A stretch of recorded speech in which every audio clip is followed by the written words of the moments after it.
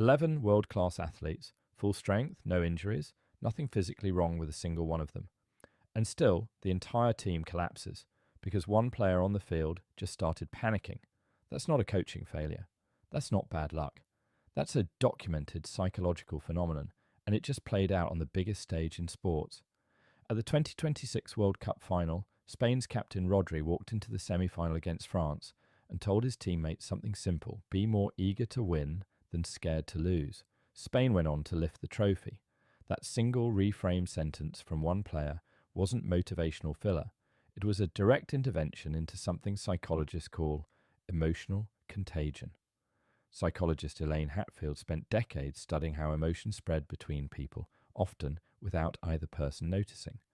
Her research found that humans unconsciously mimic the facial expressions, posture, and tone of the people around them, and that mimicry actually produces the matching emotion inside the person copying it. You don't just see someone else's fear, your body starts quietly generating it too. On a football pitch, that effect moves fast. A single player's slumped shoulders after a missed chance, a captain's clenched jaw during a bad stretch of play, spreads through a team in seconds, not because anyone decided to feel it, but because human nervous systems are wired to catch each other's states like a contagious signal. Now flip it.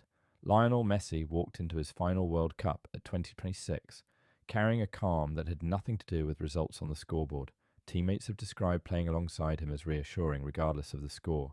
That calm isn't just leadership style, it's a broadcast signal, and an entire backline unconsciously syncs to it.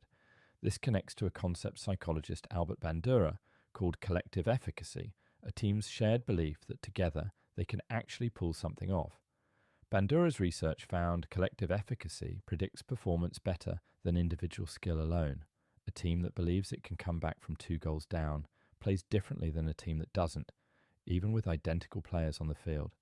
And that belief doesn't form independently in 11 separate brains.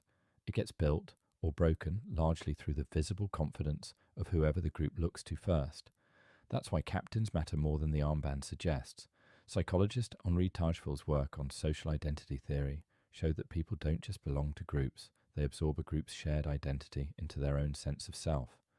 On a national team, the captain becomes a kind of stand-in for the whole group's identity in that moment.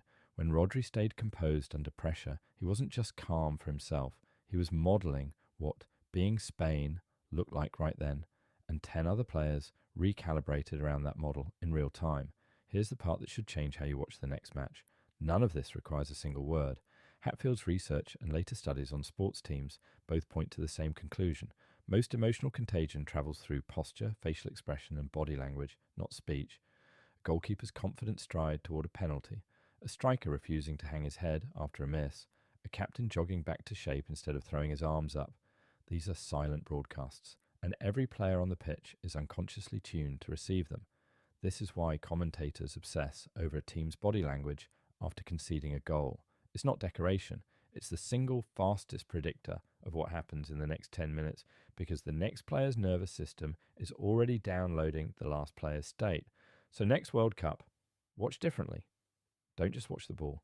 Watch the captain's shoulders after a mistake. Watch how fast teammates glance at him. That split second isn't sports superstition. It's 11 nervous systems quietly deciding together whether this game is still winnable.